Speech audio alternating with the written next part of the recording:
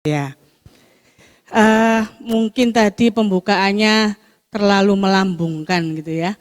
Saya hanyalah seorang ibu rumah tangga dan kebetulan saya mendapat satu karma baik untuk melayani di Keluarga Budaya Anak Indonesia. Dan pada hari ini saya juga mendapatkan kesempatan untuk mengingatkan kepada diri saya sendiri dan berbagi kepada Bapak Ibu sekalian. Mohon maaf nanti saya mungkin akan berdiri atau mungkin duduk di sini karena saya terlalu banyak lebihnya, berat badannya maksudnya. Jadi kalau duduk itu seperti ini tidak kuat dengkulnya gitu ya. Bapak Ibu sekalian, saya bukan memberikan dhamma desana karena seperti yang pernah dibicarakan oleh Romo Dadi bahwa dalam ceramah itu ada dua macam gitu ya, ada dhamma desana dan dhamma kata. Mungkin kalau saya lebih cenderung ke dhamma kata karena saya akan sharing berbagi apa yang saya ketahui dan mungkin juga nanti Bapak Ibu bisa memberikan masukan kepada saya juga karena saya juga masih belajar tentang sense of belonging. Ya, sip. Apa sih artinya sense belonging itu Bapak Ibu? Merasa memiliki. Merasa memiliki itu adalah salah satu next. Ini enggak ada begininya soalnya ya, jadi saya harus kasih kode-kode sama yang di atas. Merasa memiliki itu adalah salah satu kebutuhan dasar yang harus sebaiknya dimiliki oleh setiap manusia. Karena apa? Nah ini saya berdiri ya sekarang. Aduh. Mohon maaf ya Bapak Ibu. Karena apa? Karena berdasarkan Maslow. Maslow ini adalah salah satu pakar psikologi gitu ya yang termasuk sangat-sangat terkenal. Beliau mengatakan bahwa ada 5 kebutuhan dasar yang harus dipenuhi oleh manusia. Dan itu berupa tingkatan. Jadi kalau kebutuhan yang di bawahnya sudah terpenuhi, dia bisa berkembang dengan baik, kebutuhannya sudah tercukupi, maka dia bisa secara otomatis dia akan menginginkan kebutuhan yang lain. Hingga sampai akhirnya yang dinamakan dengan kebutuhan aktualisasi diri. Mungkin secara sekilas ya, sekedar pengetahuan saja, apa sih kebutuhan fisiologis itu? Gitu. Lanjut. Ya. Kebutuhan fisiologis itu adalah kebutuhan pertama ya kebutuhan akan oksigen. Anda pasti kalau tidak meditasi Anda lupa bahwa Anda itu bernapas di setiap detik kehidupan Anda. Ya kan? Itu kebutuhan dasar yang secara tidak langsung meskipun Anda lupa tapi sudah terpenuhi. Kalau tidak terpenuhi berarti Anda sudah tidak menjadi manusia di sini. Ya. Lalu kebutuhan akan makan, cairan nutrisi ya kan? Itu kan kebutuhan akan makan, akan minum, itu kebutuhan-kebutuhan fisiologis yang kita perlukan. Lalu apa? Hanya makan dan minum, kalau Anda tidak tidur apakah Anda bisa melakukan aktivitas sehari-hari? Tentu enggak, ya kan? Jadi untuk mahasiswa-mahasiswa yang mungkin nanti kalau memasuki masa UTS, masa UAS, jangan begadang terus-terusan. Nanti kalau begadang terus-terusan itu kebutuhan fisiologisnya habis. Dan akhirnya apa? Sakit.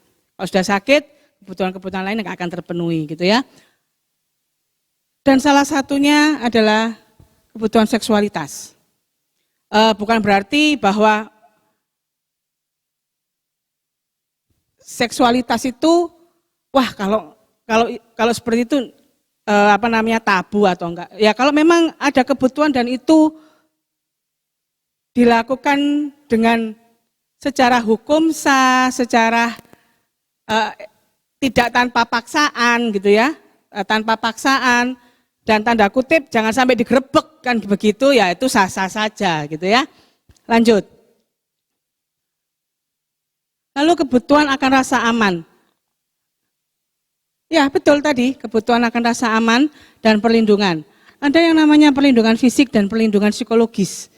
Ya, perlindungan fisik itu yaitu ancaman terhadap tubuh seperti sakit. Jadi kita harus menjaga tubuh kita agar jangan sampai sakit. Lalu perlindungan akan psikologis yaitu apa? Jangan sampai ada satu peristiwa atau pengalaman baru yang dapat mempengaruhi kondisi kita. pengalaman-pengalaman baru. Kita harus jaga mental psikis kita. Salah satunya apa? Ya ikut kebaktian. Itu kan makanan rohani kita gitu ya. Meditasi dan sebagainya. Lanjut. Lalu kebutuhan akan rasa cinta, kebutuhan untuk memiliki dan dimiliki, kebutuhan untuk memberi dan menerima kasih sayang, persahabatan dan kekeluargaan. Lalu kebutuhan akan harga diri, yaitu merasa dihargai oleh orang lain serta pengakuan, oh ini toh Susan itu orangnya seperti ini. Gitu. Bukan hanya karena dia cantik, bukan hanya karena dia bisa bernapas, tapi ada sesuatu yang di dalam Cik Susan yang perlu diakui. Nah kalau itu sudah diakui oleh kita semua, itu dia pasti, setiap orang pasti membutuhkan itu kok. Tidak dikatakan maupun dikatakan. Karena itu adalah salah satu kebutuhan dasar dari setiap manusia gitu ya. Lalu yang kelima adalah, lanjut, kebutuhan aktualisasi diri, yaitu kebutuhan untuk berkontribusi pada orang lain ataupun lingkungan serta mencapai potensi diri sepenuhnya. Kadang-kadang, tapi kadang-kadang kita lupa, kalau kita sudah mencapai aktualisasi diri ini, kadang-kadang yang keluar apa Bapak Ibu? Sombong. Ya, itu. Jadi lanjut. Nah, sekarang saya duduk ya, tapi di sini. Karena tadi sudah dikasih tahu duduknya kalau nggak kuat di sini C gitu. Bapak Ibu sekalian, bicara tentang sense of belonging. Setelah kita membaca pengetahuan sedikit tentang apa sih kebutuhan dasar yang diperlukan oleh manusia. Sense of belonging itu bisa diartikan sebagai rasa memiliki dalam satu kelompok.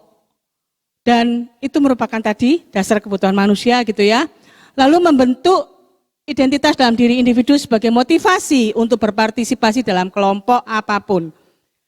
Rasa memiliki itu bagus enggak Bapak Ibu? Saya dikode ini aja. Hari ini makanannya enak loh, jadi harus ngomongnya keras. Kalau enggak keras nanti enggak dapat jatah. Rasa memiliki itu bagus tidak? Wah, Pak Udi nanti dapat jatah 2. Dua iris, Pak. Bagus. Bagaimana Anda memiliki rasa bahwa oh wihara BDC ini itu harus kita kembangkan. Oh saya mau berpartisipasi dalam kegiatan-kegiatan di wihara BDC agar wihara BDC ini rame. Oh, saya mau melayani dengan baik. Bagus. Dan itu adalah harapan dari setiap pengurus yang ada di BDC. Ya. Kenapa, Pak? Nah, rumah kita bersama, ya. Lanjut. Nah, manusia pasti memiliki perasaan ingin diterima. Betul tidak? Kalau Anda sudah berpartisipasi di sini, gitu ya. Anda sudah ngomong kasarannya jiwa dan raga sudah diberikan kepada wihara BDC. Tetapi mungkin Anda merasa tidak dianggap. Anda merasa diabaikan. Ya kan? Itu adalah proses untuk bertumbuh. Proses untuk bisa beradaptasi di dalam wihara ini. Anda lahir pun loh, tidak langsung brojot. Enak. Harus pakai nangis dulu supaya mama tahu kalau saya ini beol. Harus nangis dulu supaya mama tahu kalau aku ini lagi kencing.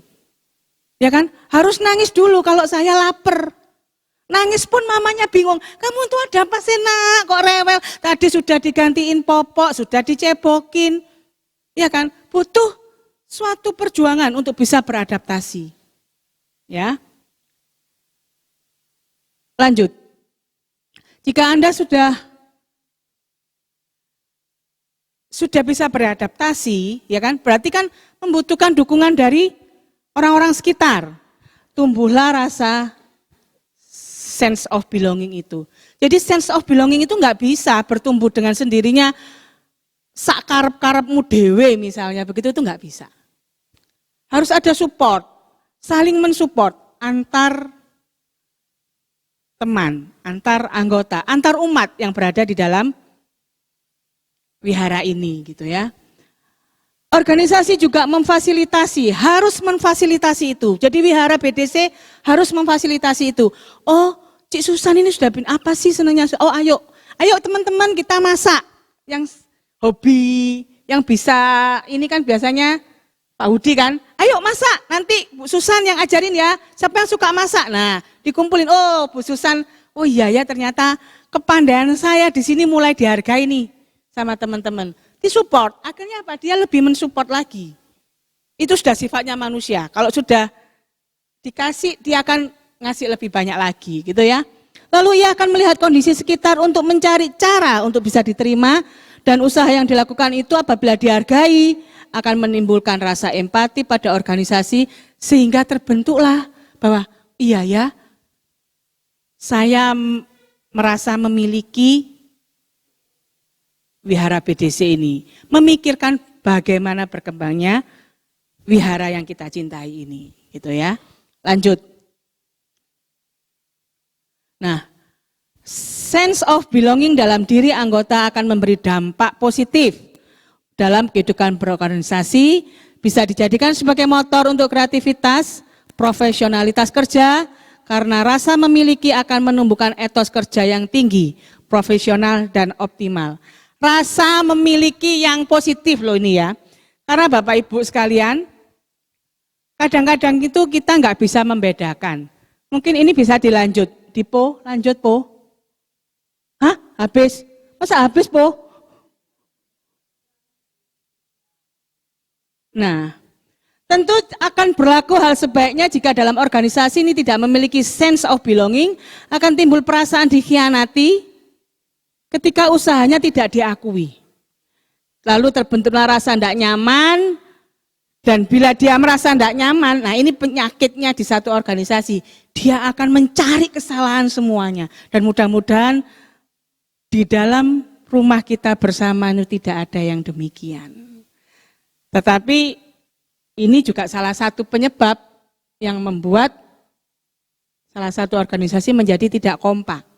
Karena merasa sakit hati, tidak dihargai, tidak direspon, begitu ya. Lanjut Po. Nah, sekarang kadang-kadang kita lupa Bapak Ibu. Gitu ya. Apa sih antara memiliki dan kemilikan itu nanti menjadi beda tipis. Karena kita sudah merasa memiliki, akhirnya kita apa? Melekat. BDC ini kalau nggak ada saya, wah nggak bisa bergerak. Nah, kalau Anda sudah memiliki perasaan seperti itu, maka Anda sendiri akan hancur Bapak Ibu. Kenapa? Karena Anda nggak bisa melepaskan dari keterikatan. Ego Anda semakin besar. Kalau orang Jawa ngomong menjadi disenggol, bacok. Elan salah. Oh, enggak, saya ini pemimpin Liamking di sini. Enggak ada yang salah, saya yang betul. Saya ini ya, mulai dari awal, enggak ada Liamking di BDC, saya yang memulai. Tapi setelah itu dia ada salah, dikasih tahu enggak mau, dia melekat. Kenapa? Kalau enggak ada saya, BDC enggak ada Liamking. Misalnya, iya, misalnya loh. Mudah-mudahan enggak. Ya.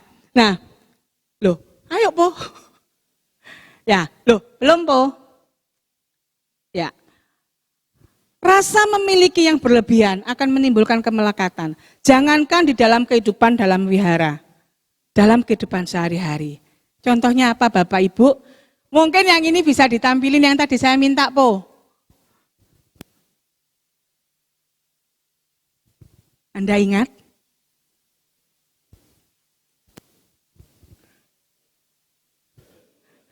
Wah, Pak Hudi ndak infotainment Pak Hudi.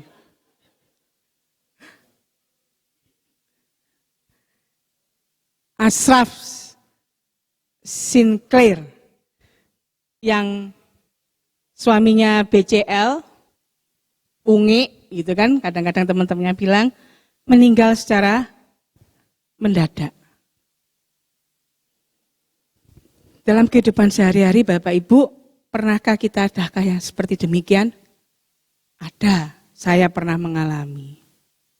Dalam setahun saya kehilangan 2 orang yang saya cintai, kakak saya dan papak saya, dan dua-duanya juga tidak ada tanda-tanda sama sekali. Kalau kita awal-awalnya pasti iya, perasaan tidak terima, ya kan? Tidak adil, protes. Lalu kok bisa? Di mana kita masih terikat dengan dia? Kenapa? Karena itu papa saya kok. Itu kakak saya kok.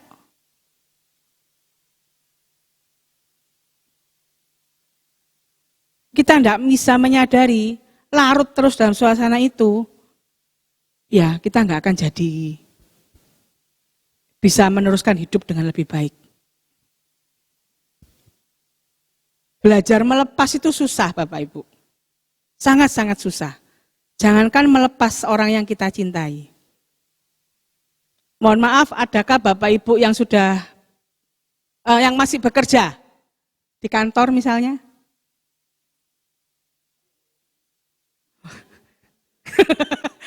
Iya, ini ibu Pak soalnya.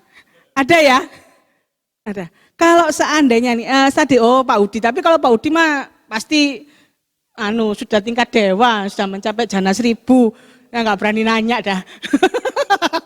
Yang lainnya, yang masih muda-muda lah, yang masih muda-muda. Bekerja ya Pak. Kalau misalnya sama istri dibilang, suatu saat ada kondisi yang membuat Anda nggak boleh bekerja. Apa yang Anda lakukan? Maksudnya posisi saat bekerja terus sama istri tidak boleh bekerja begitu. Ada satu kondisi yang membuat Anda nggak boleh bekerja. Pasti kita normal ya. Biasanya kerja terus nggak boleh bekerja pasti bingung. Pasti bingung nanti biasanya dapat nafkah terus tiba-tiba suruh berhenti. Kalau toh misalkan ada yang lain itu masih enggak bingung. Kalau enggak ada yang lain, bingung bagaimana ini biasanya ada keuangan segini, tiba-tiba drop atau gimana gitu. Kalau ada yang lain tapi kondisinya sangat-sangat berbeda. Kalau kok pasti pikir pertama. Terus kedua memang kalau kita kan komitmen sudah keluarga, istri dengan suami ada pembicaraan, ada musyawarah, pasti ada sesuatu yang ke arah yang kebaikan. Jadi kita ngikuti begitu. Tapi ada merasa ini enggak mengganggu kerjaan? Ada pasti ada. Tapi lama-lama nanti kan kita sudah musyawarah dengan istri, itu kan keputusan bersama, lama-lama nanti bisa hilang. Ya Bapak Ibu, jadi kondisi-kondisi bahwa nanti tiba-tiba Anda nggak bisa bekerja, tiba-tiba Anda harus menghadapi sesuatu, lalu kita masih gandoli itu berat kalau kita nggak bisa melepas. Pasti mungkin karena belum menjalani ya Pak, jadi masih itu kan secara orang kalau ngomong itu gampang, tetapi pada saat Anda menghadapi situasi seperti itu yang namanya dilema di dalam hati itu luar biasa. Begitu juga dengan diwihara.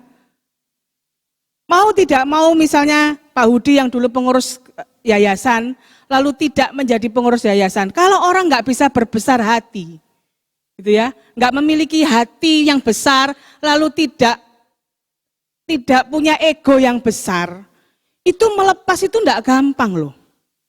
Makanya kenapa ada orang yang masih jadi ketua mulai dari zaman dulu sampai sekarang enggak tergantikan. Itu ada.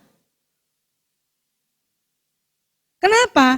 Karena dia masih terikat, melekat. Dan itu tidak mudah. Begitu juga dengan kita, kalau kita nggak belajar untuk bisa melepas. Kalau kita nggak bisa melepaskan hal-hal yang kecil, bagaimana kita bisa melepaskan hal-hal yang besar? Jadi memiliki yang berlebihan itu akan menimbulkan satu kemelekatan, begitu ya. Ketidakmampuan mengolah rasa memiliki akhirnya membuat kita menjadi egois dan seperti itu tadi yang saya bilang, kemilian. Ada yang pernah merasa kemilian Bapak Ibu? Saya nanya nih, pengurus-pengurus wihara, pada awal-awalnya itu pasti metesek, wong saya juga pernah kok. Saya juga metesek pada awal-awalnya, dan itu harus kita akui. Betul ya? Pada saat awal-awalnya Anda bekerja dari yang tidak punya lalu punya kulkas, itu juga metesek. Metesek itu apa ya Pak? Ya sombong, ada sombong-sombongnya. Oh aku nih loh sekarang sudah kaya, sudah bisa beli kulkas sendiri. Oh aku nih loh sekarang sudah jadi pengurusnya BDC bagian dapur misalnya. Dari yang biasanya enggak punya pacar, kuper lalu dapat pacar cantik. Oh, aku sudah punya pacar cantik ini. Gitu. Itu pasti ada. Rasa sombong, ego itu ada. Tetapi kalau kita terus pelihara rasa itu, ya melekatlah kita. Ego nanti kalau yang punya pacar, pertama udah punya pacar cantik seneng gitu ya. Setelah itu pacarnya WA-an, kamu WA siapa? Delete semua itu nama cowok-cowok. Hanya saya yang cowokmu. Loh, ada loh. Itu saya nemuin kasus. Jadi cewek ini nggak pernah punya pacar. Begitu dia dapat pacar, dia senengnya setengah mati. Cowoknya juga nggak pernah punya dapat pacar. Dapat pacar senengnya setengah mati. Lalu akhirnya karena mungkin takut nggak dapat lagi kalau dia lari. Kamu kan sudah sama aku, jadi sekarang semua temanmu yang cowok delete. Untungnya enggak Pak, karena saya banyak cowoknya teman. Enggak. Nah, ada seperti itu. Pasti juga punya teman kan Jeff, yang kayak gitu. Ketawa Jeffrey. Nah, seringkali kita tuh begitu Bapak Ibu. Nah, kalau kita enggak belajar, oke metesek enggak apa-apa, sombong itu boleh. Tapi setelah itu jangan lupa diri. Siapa sih yang nggak bangga kalau jadi pengurusnya di BDC? Bangga. Tetapi setelah bangga apa yang harus Anda lakukan? Anda harus ingat gitu bahwa kita di sini adalah melayani. Bukan pamer, bukan minta dilayani. Kalau selamanya Anda di sini minta dilayani, jangan jadi pengurus. Kalau dulu saya pernah ngomong sama Pak Irwan, apa kamu bilang pengurus itu kesetnya umat Pak? Kenapa? Umat itu kalau mau kasarannya keset itu buat apa sih? Bersihin kotoran gitu kan. Umat kan nggak tahu itu pengurus lagi jutek atau lagi ada masalah. Kalau dia punya masalah, saya ini ada masalah, Cici bisa bantu saya. Oh enggak bisa ya, saya lagi ada masalah, malah saya itu mau cari orang kok siapa yang membantu saya. Wah ya lari semua lah umatmu gitu ya.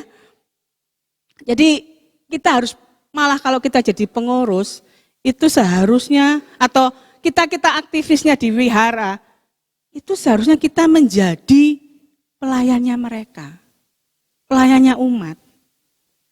Lalu kita siapa yang melayani kita?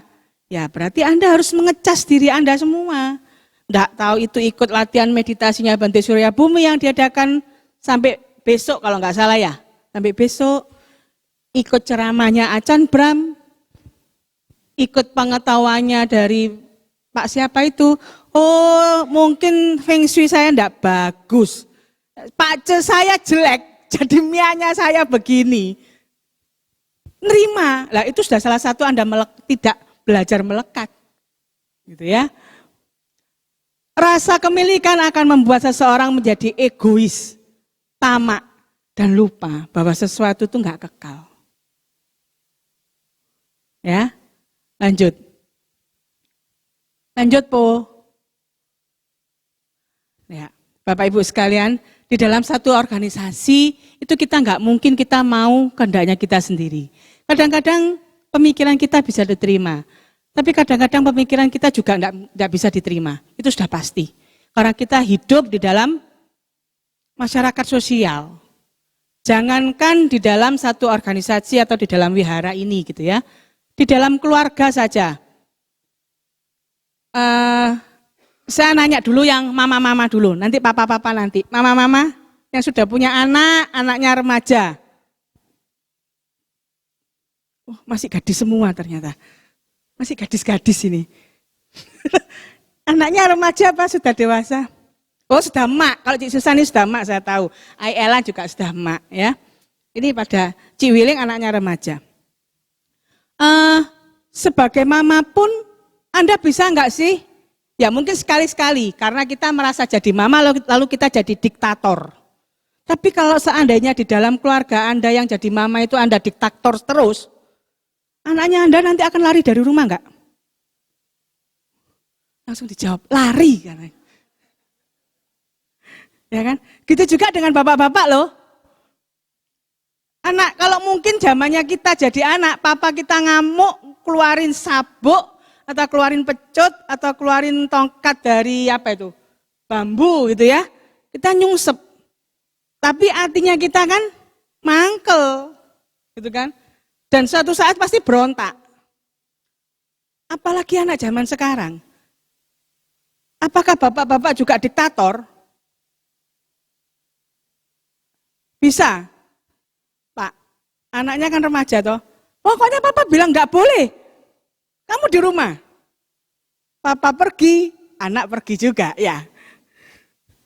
Nggak bisa. Jangankan di dalam organisasi atau di dalam wihara yang dengan orang banyak kita mau seenaknya sendiri dengan pendapat kita. Kalau pendapat saya nggak kamu akui, lu yang keluar, saya yang di sini. Wah nggak bisa dong.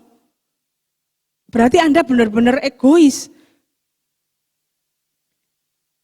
Wihara adalah rumah kita bersama, bukan rumahnya Cik Susan, bukan rumahnya Cik Wiling, bukan rumahnya Bu Hudi, bukan rumahnya Pak Haryanto, juga bukan rumah saya.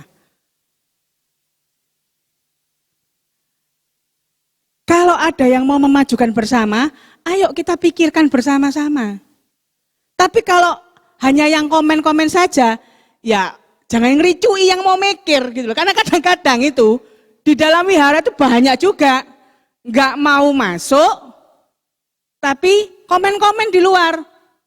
Misalnya ini sudah rembukan, oh hari ini masak soto Cik Susan, Bu Udi sama Cik Susan, sama Elan, sama Fetien, sama semua ibu-ibu yang aktif sudah rundingan masak soto. Yang enggak ikut lalu bilang, kan aku sudah bilang sotonya itu loh enggak enak, kenapa enggak mau masak rawon? Harusnya tuh masak rawon ya Bu Ayu ya, rasan-rasan lah, ya jangan begitu juga gitu loh. Anda sudah enggak merasa memiliki tapi menjadi kompor beleduk di dalam organisasi, ya kan? Pada saatnya kita harus ingat bahwa apa yang kita miliki itu hilang semua. Percaya enggak? Bahwa apa yang kita miliki itu nanti enggak akan menempel satu pun. Oh menempel ding, tapi mungkin satu-satu aja. Tapi harta yang Anda enggak mungkin menempel semua. Orang mati kayaknya enggak boleh dipakein emas kan? Boleh enggak? Oh boleh. Mas, iya duit-duitnya juga duit-duitan, handphonenya juga handphone-handphonean, handphone kertas semua saya tahu itu. Pada saat kita tidak hidup, nggak ada satupun loh yang kita bawa, kecuali baju. Ya kan? Lalu kalau kita nggak bisa belajar melepas dari hal yang kecil, susah Bapak Ibu. Kenapa? Pada saat kita mau mendekati perpindahan alam, kalau Anda masih gandoli semua yang Anda miliki, entah itu anak, keluarga, kekayaan, kedudukan, itu berat sekali. Itu pernah saya rasakan, gitu ya. Bukan rasakan, artinya saya beberapa bulan Desember, waktu suami dari teman saya sekarat. Ternyata suaminya ini tidak meninggal, bukan yang suaminya tidak bisa meninggal, tetapi istrinya ini mengeluh di depan suaminya. Aduh kok kamu tuh cek teganya ninggalkan saya ini jadi janda muda. Kamu kok, kok mentolo, kalau orang Jawa bilang, kok mentolo sih kok, aku tuh masih muda, memang masih muda, dia sepantaran, ya berarti saya muda ya, dia sepantaran saya gitu. Itu dia ucapkan, waktu saya tanya loh, karena lihat kondisi suaminya itu megap, matanya sudah putih semua, lalu mulai keluar busa di mulutnya. Saya bilang, kamu harus ikhlas Ci, kasihan. Karena kalau dia begini terus saya nanya, kamu sanggup enggak sih merawat dia dalam keadaan kondisi seperti ini? Kamu awalnya pasti ngomong, karena masih emosi, kamu masih mungkin dalam 1-2 minggu kamu bilang, sanggup, enggak apa-apa. Tapi setelah itu kamu sanggup enggak? Iya Nek, 2 minggu langsung mati. Kalau 3 bulan, oh mungkin masih cintanya masih 50%, 3 tahun. Diracun katanya Cik Susan.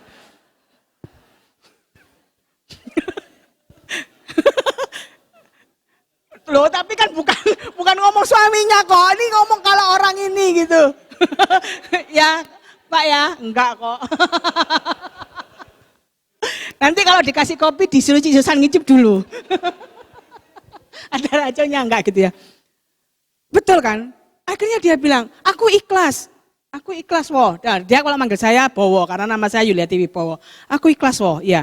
Lalu dia bilang, ikhlas kok, aku sudah ngomong aku ikhlas. Lah ya kemarin tuh saya bilang sama dia, kamu tuh loh cek kemarin. Jadi waktu kemarin malam dia kamu kalau cek nemenin si Koko, aku ini mbak suruh jadi janda muda. Langsung aku bilang, loh berarti kamu gak ikhlas. Dan si yang sakit itu merasa, aduh, dia merasa bahwa aku membuat dia menjadi janda muda dan dia gak bisa melepas juga. Gitu loh. Lalu akhirnya saya bilang sama dia, wes gini aja, kamu sekarang ngomong sama DE. Itu Kamis siang, saya masih ingat hari Kamis siang. 2 hari sebelum kita penyegaran perkawinan. Hari Kamis lalu saya bilang, kamu ngomong Ci, bilang wes kok aku ikhlas, aku masih jadi janda muda gak apa-apa. Yang penting kamu jalan sing enak. Aku gak mau, loh. Nggak bisa, kamu nggak mau, kamu akan gini terus. Dia bilang, dia kebetulan Kristen, dia bilang, iya sih pendetaku juga bilang begitu. Ya sekarang pilihan di tanganmu, kamu mau, artinya kan bukan dia yang menentukan jalannya gitu, tapi ya pilihan di tanganmu, kamu mau melihat dia tersisa seperti ini dengan kata-katamu yang gandoli tadi, atau ya kamu sudah benar-benar rela, dia mau jalan ya jalan, dia nggak mau jalan itu urusannya karmanya dia kan gitu. Nah, akhirnya dia ngomong di depan saya, dia bilang, Yusko, nggak usah, aku nggak apa-apa jadi. Tapi memang orangnya tuh suka guyon teman saya, aku nggak apa-apa jadi janda muda, kok paling ngambil bawa aku didelek nomeneh, dia ngomong begitu. Nah, saya juga ketawa juga gitu kan waktu itu, ya sudah, terus saya tinggal pulang.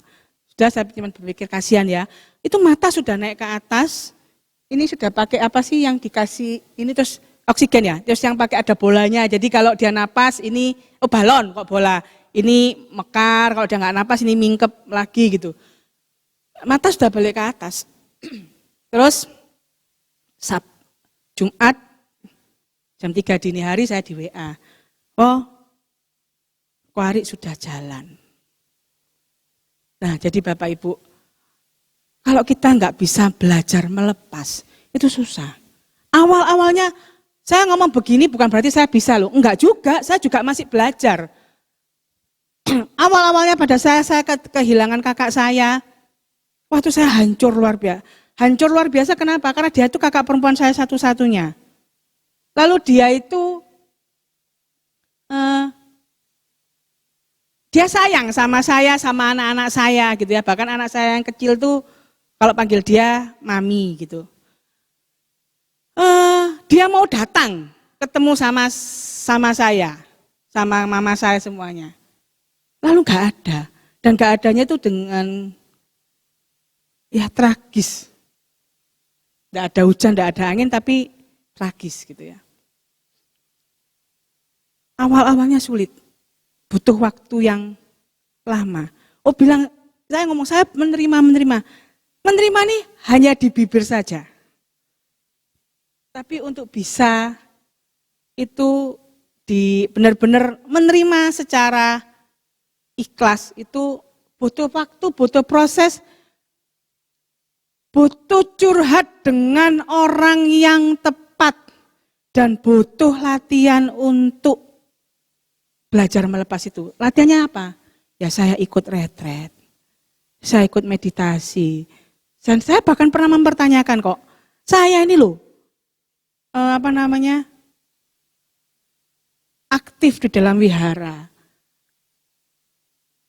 melayani. Kenapa kok ini menimpa kepada saya? Itu juga pernah saya alami. Belum bisa menerima kakak saya, kena papa saya. Tidak ada hujan, tidak ada angin. Tiba-tiba meninggal. Berbeda dengan kondisi pada saat mama saya meninggal. Saya bukan mendoakan mama saya meninggal begitu ya, tetapi melihat kondisi mama yang seperti itu, lalu prosesnya juga dia, bukannya saya tidak merasa kehilangan, saya merasa kehilangan tetapi bisa menerima. Nah, kita harus mulai belajar nih gitu. Belajar apa? Ayo Po. Kita harus mulai belajar untuk siap melepaskan kemilikan kita. Contohlah anak. Cik Susan sekarang anaknya di mana? Yang satu. Oh, sudah balik sini. Berarti sudah lega ya. Pada saat berangkat di sana, tego. Hanya di mulut gitu ya. Enggak tega. Enggak tega Bapak Ibu. Pasti enggak tega. Nah, kadang-kadang anak itu loh digandoli. Anak mau sekolah, digandoli. Anak mau ini, jangankan sekolah, milih sekolah aja nih, milih sekolah. Bapak Ibu pasti masih ada yang sekolah itu jelek, masuk ini aja. Sekolah itu jelek. Papa itu ya dulu mau jadi insinyur, tapi nggak bisa.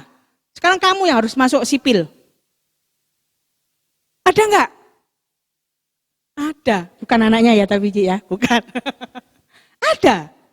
Dan itu yang harus kita mulai belajar melepas. Artinya ya kalau toh memang kita sudah nggak bisa ini ya sudah belajar melepas. Nggak nyaman, nggak enak memang iya. Tapi kalau kita tidak belajar dengan menghadapi kondisi itu, kita selamanya akan mengalami ketidaknyamanan, menderita. Nggak enak Bapak Ibu. Itu ya. Kalau kita tidak pernah siap untuk melepaskan kepemilikan, maka suatu saat ketika kita kehilangan sesuatu yang disayangi, kita akan sangat kecewa. Dari kemelekatan timbul kesedihan. Dari kemelekatan timbul ketakutan. Bagi orang yang telah bebas dari kemelekatan, tidak ada lagi kesedihan maupun ketakutan. Ini yang ada dalam Dhammapada ayat 214. Tinggal satu slide-nya. Ayo Po. Nah, Bapak Ibu tahu tentang cerita yang monyet? Monyet ini dia mau ngambil sesuatu, permen di dalam toples, gitu ya. Nah ini bisa lihat ini sekarang mau ditanya aja deh, gitu ya. Kalau Bapak aja ya, Pak kalau Bapak jadi monyet,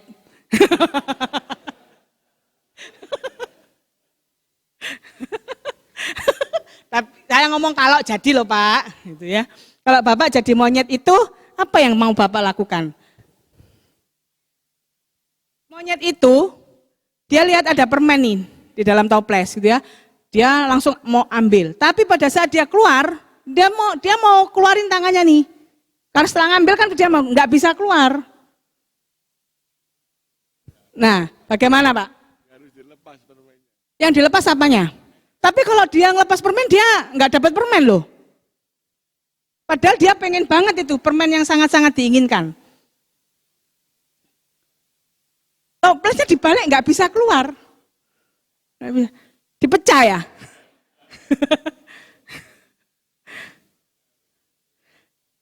Nah makanya kalau Bapak milih apa? Kalau Bapak jadi monyet. Nggak ngambil permen terus? Jadi setelah gini dilepas gini terus keluar gini lagi. Jadi nggak ngambil permen ya. Bapaknya nggak ngambil permen. Ada yang mau ngambil permen? Jeffrey ngambil permen? Enggak. Hah? Dilepas. Oh kalau saya enggak. Kalau saya bawa toplesnya, lalu saya cari batu, saya banting, piar. Permennya tetap dapat 2, yang lainnya hilang. Enggak ya? Nah, ya itu, jadi ini salah satu bentuk adalah keserakahan. Kalau kita serakah itu pasti stres tuh kan. Nggak bisa keluar nih tangan saya, nggak bisa keluar, tapi permennya juga kepingin dilek gitu kan. Dan satu lagi Bapak, salah satu untuk melatih kita, Bapak Ibu, untuk melepas apa yang kita punya, itu adalah memberi. Kalau berdana itu nanti konotasinya pasti ngasih ke wihara gitu kan. Soalnya kan setiap minggu selalu marilah kita berdana gitu ya. Memberi. Pernahkah Ai Elan memberi sesuatu barang yang Ai Elan sukai? Nah dulu cari sing bekas-bekas saya kasih orang. Saya juga kok. Mulai sudah menyadari. Jadi percuma kita kalau terlalu melekat akhirnya kita nggak dapat. Ailan punya banyak perhiasan toh nanti kasih ke Mimi yang paling suka. Oh, lo kalian udah itu punya Ailan sekarang ngomong. Padahal akeh lo ya di lemari ini. Ya, Bapak Ibu, kita harus melatih belajar memberi apapun dan jangan melihat itu siapa. Oh, itu agama Buddha ya. Kalau Buddha tak tolong, kalau bukan Buddha nehi-nehi, ngapain gitu. Jangan Bapak Ibu. Kalau kita sudah sampai ke level tertentu, yang namanya memberi itu sudah nggak lihat itu orang apa bukan, ya kan? Itu betul, itu orang apa bukan? Benar, saya ngomong begini benar. Kenapa? Kadang-kadang itu kalau ada kucing lewat, itu yang nyawat sandal sama yang ngasih makanan banyak mana? Banyak yang nyawat sandal, termasuk saya. Karena saya kadang-kadang bukan enggak jijik gitu lihat kucing. Gitu ya. Tapi kadang-kadang ya kasihan gitu. Nah, jangan. Ya kalau memang ada kucing lewat dia cari makan, kasih makan, jangan sawat sandal. Makanya saya bilang, jangankan manusia, hewan pun kalau kita sudah bisa belajar memberi, itu berarti kita bisa melepas. Melepas apa? Melepaskan ego kita dari benci kudu tak sawat sandal itu, kasih makan itu kan butuh proses. Nah, tapi nyawat sandal. Iya. Betul. Tapi gak dikasih makan ya. Iya. Oh, itu kucing ya. Iya. Ya harus diperseni. Ya, enggak ini kuyon aku dewe juga. Enggak, makanya saya bilang saya juga masih belajar Bapak Ibu. Saya memberikan share ini berarti juga mengingatkan diri saya sendiri. Supaya apa? Supaya saya juga enggak terlalu kemilikan. Bicara itu lebih gampang daripada melakukan. Semua orang bisa. Jadi Bapak Ibu, jangankan saya, seandainya pun nanti ada biku atau mungkin Acan Bram yang ceramah. Lalu Acan Bram misalnya diberitakan melakukan sesuatu kesalahan yang tidak bisa. Acan Bram ini bukan dewa kok. Dan manusia itu bisa melakukan kesalahan. Makanya kita jangan melekat kepada Acan Bramnya. Kita melekat kita belajar pada ajarannya. Janganlah mendewakan seorang biku, janganlah mendewakan seorang manusia. Karena begitu manusia itu cacat di mata Anda. Kenapa? Karena Anda sudah melekat loh. Kalau misalnya Ayelan memuja saya gitu ya, wah Meme tuh aktivis, dari kecil sudah ini, misal loh ya. Lalu suatu saat, misal, saya korupsi, amit-amit ojo sampai tapi ya, saya korupsi, jadi bendahara saya korupsi uangnya.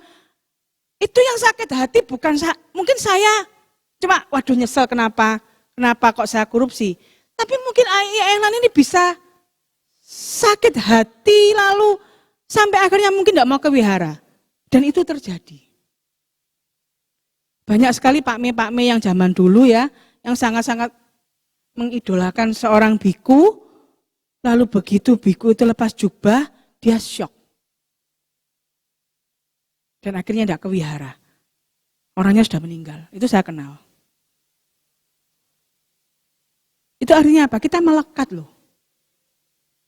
Jadi kalau tapi itu proses Bapak Ibu. Saya dulu juga seperti itu. Tetapi kalau kita belajar, mudah-mudahan itu bisa terkikis. Dan saya pun juga mulai belajar untuk mengikis kemelekatan. Saya juga tidak ada yang, kalau ditanya, idola kamu siapa? Biku.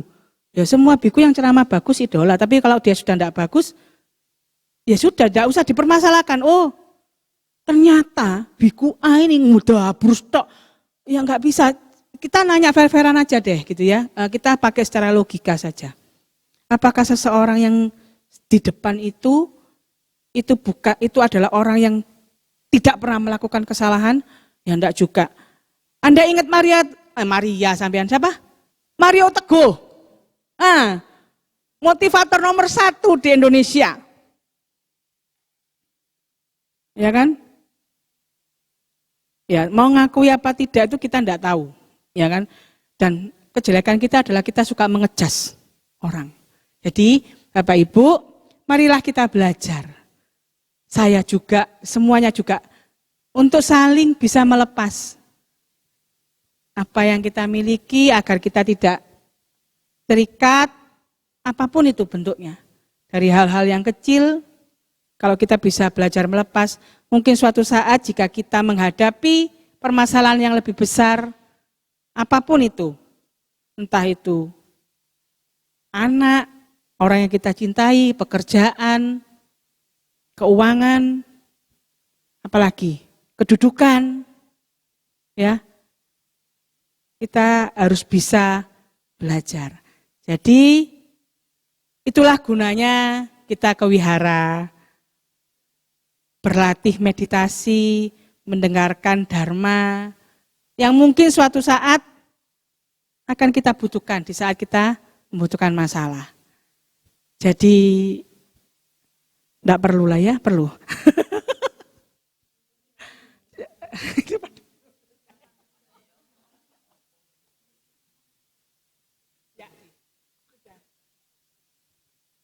Ya. Ya Pak.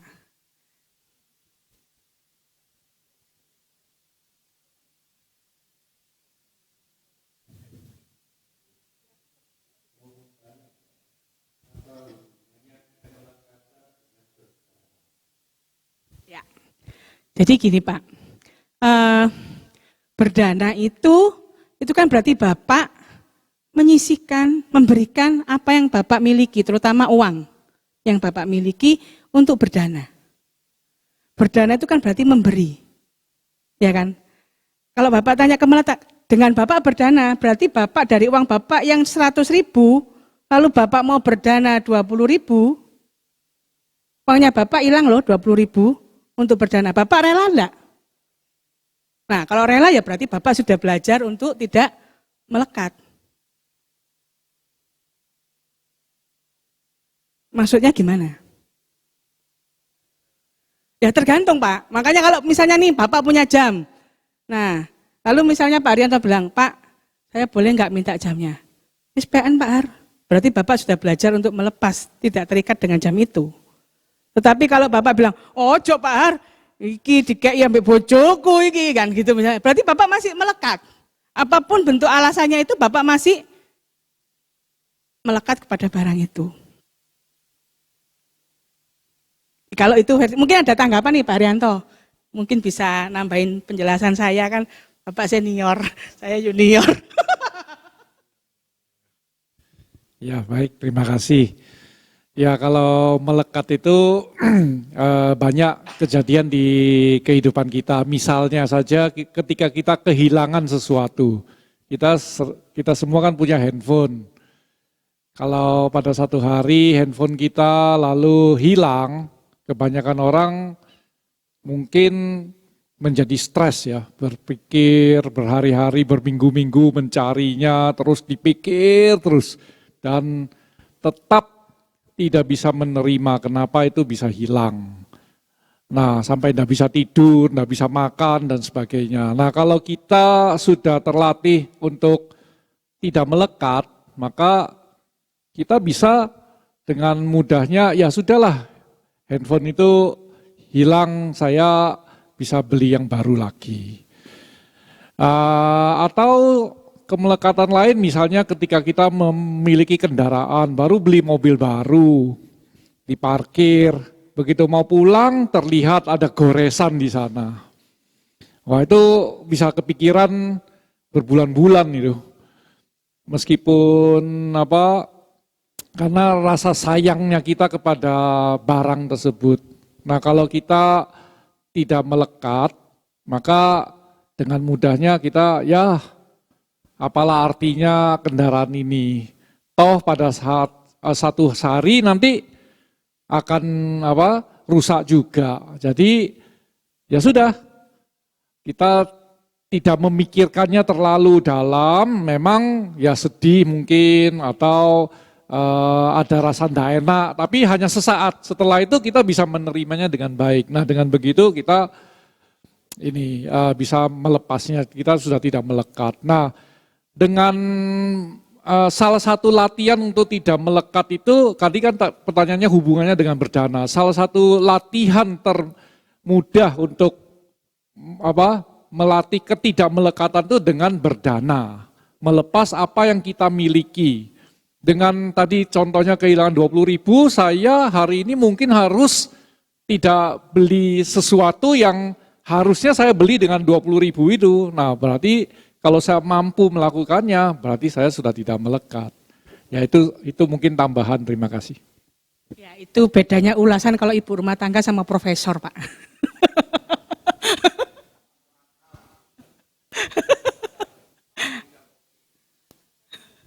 Hah? Ada pertanyaan.